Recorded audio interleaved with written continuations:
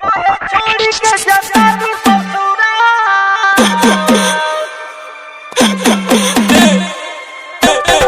DJ Rehan बाबू मदारपुर सिवान।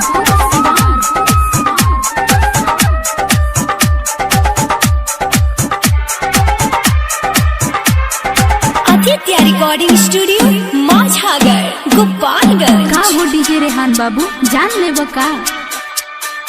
ओसो सुना होलिया में ओसो सुना होलिया में मिले नहीं अबू का सुना होया काहे छोड़ी के जतारू ससुरा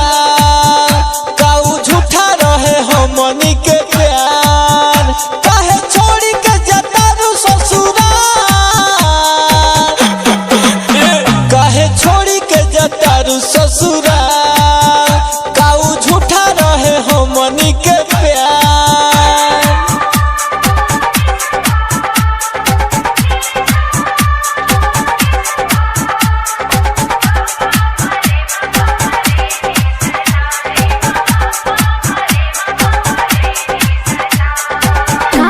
रेहान बाबू जान ले का याद करो हमरा संगे घूमत रहलू पल्सर पर ओ साल होली में तहरा आइल रहनी मिले घर पर लेके अबीर दुनू गाली में मललू बोलो ना ऐसे गोरी काहे बदललू साथ छोड़ो तारू हमारो ए रानी दुनिया के डर पर देख दर्द भइलू इनका काहे छोड़ी के जतारू ससुरा काऊ झूठा रहे हमनी के प्यार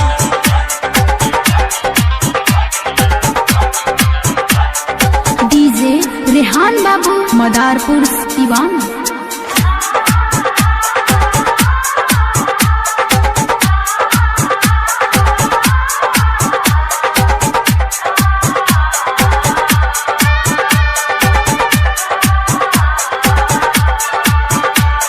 आदित्य रिकॉर्डिंग स्टूडियो माझागर गोपालगंज।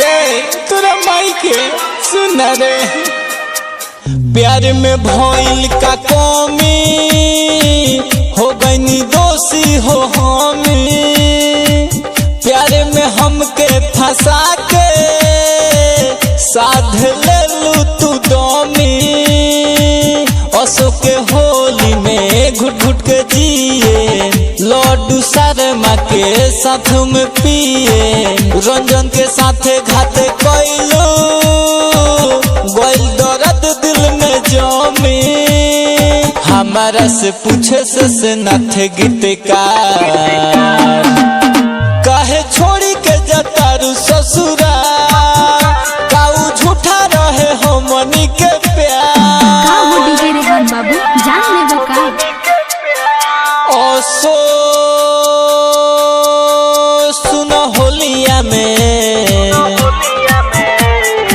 ओसो सुन होलिया में मिले नहीं अबू का सुन होया।